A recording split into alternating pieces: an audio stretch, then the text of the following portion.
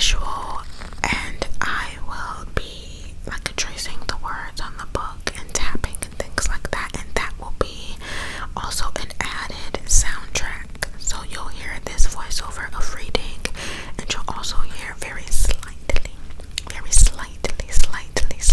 in the background the tapping and tracing and stuff. So I hope that makes sense. If not, you know what I mean already because you're seeing the visual.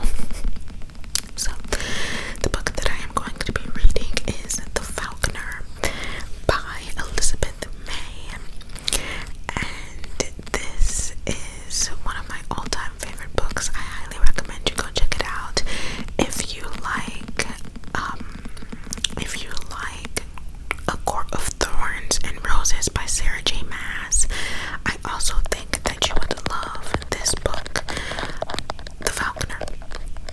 I read A Court of Thorns and Roses many years ago, and when I added to my Goodreads that I had finished reading that book, or that series rather, in the recommended books for you section, if you know Goodreads, you know what I'm talking about.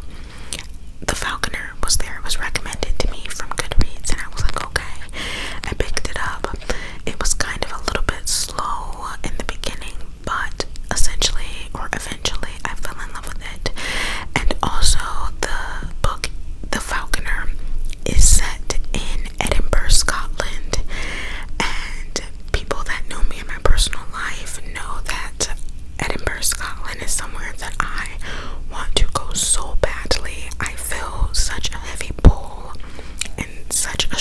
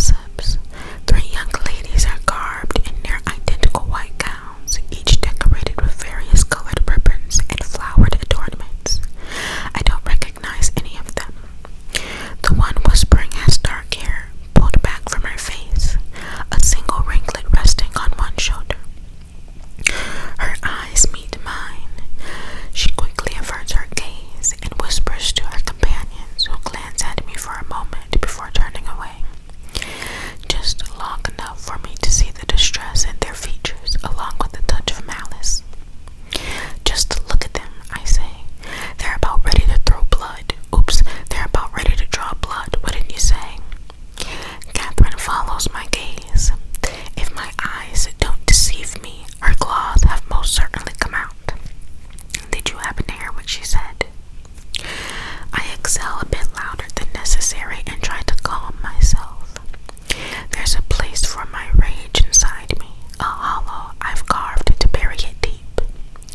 The daily control allows me to feign a pleasant demeanor and an incandescent smile, complete with forced bubbly laughter that's a touch vapid, even stupid. I can never let the real me show. If I do, they'll all realize I'm far worse a woman than they imagine me to be. With all the poise I can muster, I sample more punch. That I am the very picture of grace, I say sarcastically. You know very well what she said. Wonderful, Catherine Sue. Sorry, my phone went off. You didn't hear it, but it distracted me. Wonderful, Catherine smooths the front of her gown. I'm off to defend your honor. Expect me triumphant upon my return. I step into her path and say bluntly, no, I'd prefer you didn't. During my year in mourning, I've apparently forgotten the fine art of the polite insult. The old Eliana Cameron would have okay, so her name, one fun fact about me, sorry to anyone engrossed in the story. Excuse me. When it comes to names in books, I'm 99.9% sure I don't say them correctly.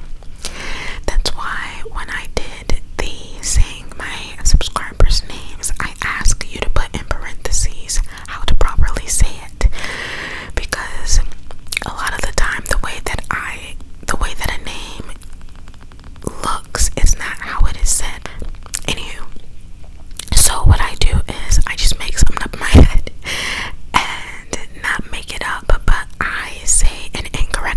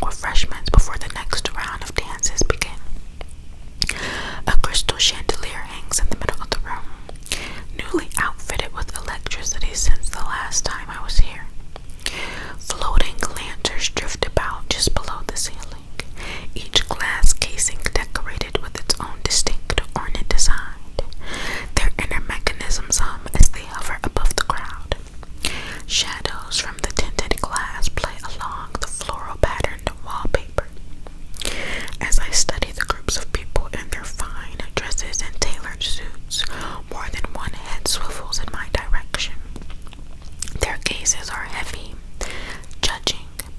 I wonder if those who were there for my debut will always see